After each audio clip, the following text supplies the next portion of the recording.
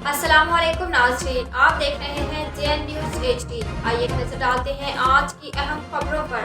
खबर शामिल करते हैं बहावलपुर से, जहां हमारे नुमाइंदा राना फ़हीम से प्रिंस ऑफ बहावलपुर बहावर खान अब्बासी की हाजी मोहम्मद हनीफ अराई के घर आमद। पाकिस्तान तहरीक इंसाफ को बहावलपुर में मजबूत करने और चेयरमैन पाकिस्तान तहरीक इंसाफ इमरान खान के विजन को मजीद बढ़ाने पर जोर दिया। पाकिस्तान तहरीक इंसाफ बहावलपुर के ज़िले नायब सदर और हल्का PP 253 के उम्मीदवार मलिक मोहम्मद अजमल हनीफ अराई ने अहले इलाका की कसीर तादाद के साथ फूलों की पत्तियां निछावर करके प्रिंस ऑफ बहावलपुर बहावर खान अब्बासी का इस्तकबाल किया।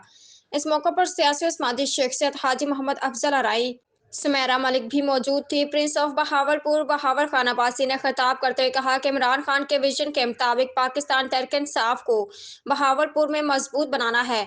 मलिक मोहम्मद अजमल हनीफ अराई ने कहा, इम्पोर्टेड हुकूमत ओछे हथकंडों पर उतर आई है, जिसकी ताज़ा मिसाल फवाद चौधरी की गिरफ्तारी है।